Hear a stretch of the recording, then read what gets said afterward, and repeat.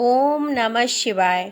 हरे कृष्णा भक्तों, तो स्वागत है आप सभी का हमारे एक और नए वीडियो में। तो आज हम बात करने वाले हैं कामका एकादशी व्रत के बारे में और साथ ही साथ श्रावण के दूसरे सोमवार की पूजा विधि के बारे में। तो वीडियो को आप लोग अंत तक देखिएगा। अगर आप लोग नए हैं तो हमारे चैनल को सब्सक्राइब कर लीजिएगा और ऐसे ही प्यारे प्यारे वीडियो देखने के लिए हमें सपोर्ट करते रहिए। राधे कृष्णा। चलो शुरू करते हैं। दही, शहद, चीनी, गंगाजल, दूध, 1 लोटा जल और साथ में धतूरा, बेलपत्र और फूल, इतनी सारी चीज़ें हमें लेनी है। आइए अब लड्डू गोपाल जी का पंचामृत स्नान कराते हैं। तो यहाँ पर हम लड्डू गोपाल जी के साथ साथ अपने शिवलिंग का भी पंचामृत स्नान करा रहे हैं। तो इसलिए हमने एक ही पात्र में दोनों जो है शिवलिंग और लड्डू गोपाल जी को बैठा दिया। इस तरीके से हम दही डालेंगे। सबसे पहले इस तरीके से हम दही डालेंगे। दही डालने के बाद हम जो है दूध से स्नान कराएंगे। तो यहाँ पर हम दूध डालेंगे। इस तरीके से आप भी स्नान करा सकते हैं।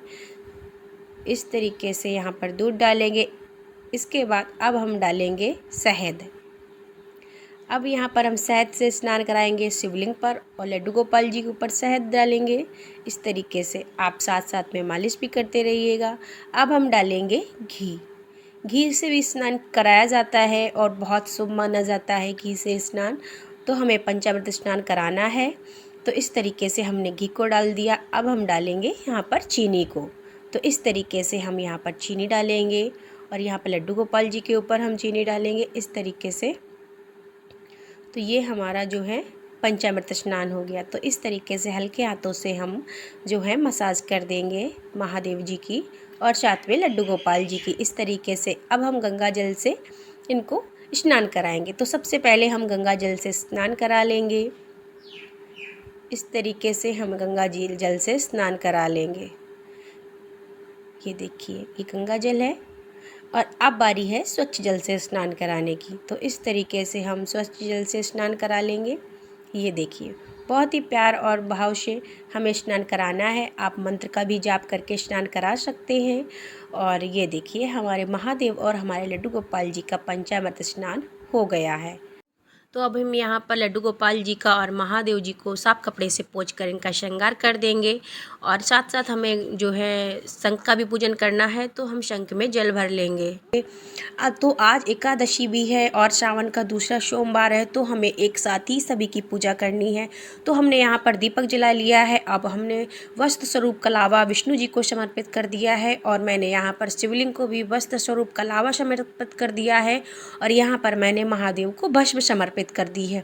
लड्डू गोपाल जी को तो पहले ही स्नान करा दिया, वस्त्र पहना दिए, तो उनको कोई ज़रूरत नहीं है। अब यहाँ पर हम चंदन लगाएंगे सभी को। तो सबसे पहले महादेव को, फिर विष्णु भगवान जी को, फिर शंख को और लड्डू गोपाल जी को। इसके बाद हम दीपक का भी पूजन कर लेंगे और साथ साथ ही गौ माता का भी हम पूजन कर देंगे।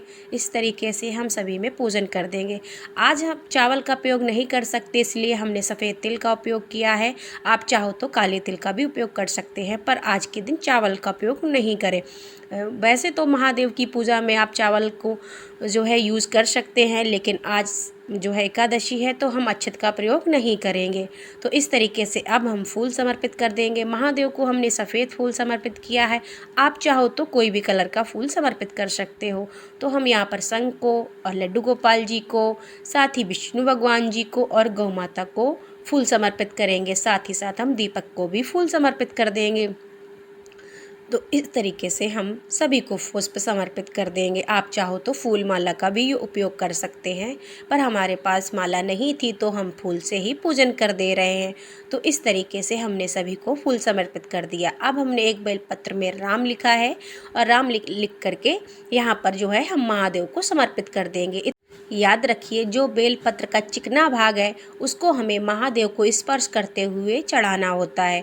यहाँ पर हम लड्डू गोपाल जी को तुलसी समर्पित कर देंगे, साथ में श्री हरि विष्णु जी को भी तुलसी समर्पित कर देंगे और यहाँ पर हम महादेव को धतूरा समर्पित कर देंगे। और यहाँ पर भोग में हम ऋतुफल समर्पित कर रहे हैं। आप चाहो तो कोई भी ऋतुफल समर्पित कर सकते हैं और आप चाहो तो घर पे बनी हुई मिठाई या दूध से बनी हुई कोई चीज़ आप समर्पित कर सकते हैं। तो यहाँ पर हमें लड्डू गोपाल जी को भोग समर्पित कर दिया है और साथ ही साथ लड्डू गोपाल जी के लिए जल रख दिया है। अब एक लोटा जल हम लेंगे कथा सुनने के लिए, क्योंकि कथा सुनना बहुत ज़्यादा ज़रूरी होता है। तो यहाँ पर हम जो है हाथों में तिल ले लेंगे, एक फूल ले लेंगे और हाथ जोड़कर हम कथा सुनेंगे। तो यहाँ पर हम आराम से कथा सुनेंगे और कथा हमारे चैनल पर अपलोड है, तो आप वहाँ से भी सुन सकते हैं या फिर कथा पाठ कर सकते हैं। कथा पाठ सुनने के बाद जो फूल और तिल हैं वो भगवान जी के चरणों में समर्पित कर देंगे और लोटे में कुछ तिल डाल देंगे। अब यहाँ पर हम प्रेम पूर्वक आरती करेंगे, जिस तरीके से हम प्रेम पूर्वक आरती कर रहे हैं। तो यहाँ पर मैंने लड्डू गोपाल जी की, विष्णु भगवान जी की, गणेश भगवान जी की और साथ ही साथ महादेव की सभी की आरती मैंने की है। और साथ ही साथ मैंने माता गायत्री की भी आरती की है, क्योंकि मैं उनकी भी आराधना करती हूँ। तो इस तरीके से मैंने सभी की आरती की। और अब बारी आती है दक्षिणा की। तो दक्षिणा हमें हर पूजा में ज़रूर समर्पित करना चाहिए, क्योंकि दक्षिणा से हमारी पूजा में रही कमियों को पूरा करती है। तो हमें दक्षिणा समर्पित करना ज़रूर चाहिए। तो यहाँ पर हम हाथ जोड़ कर विनती कर लेंगे, अपनी पूजा में हुई गलतियों के लिए क्षमा मांग लेंगे। तो इस तरीके से हम सभी के जो हैं चरणों में प्रणाम कर देंगे। तो ये थी हमारी आज की एक कामिका एकादशी और सावन के दूसरे सोमवार की पूजा विधि। आपको कैसी लगी?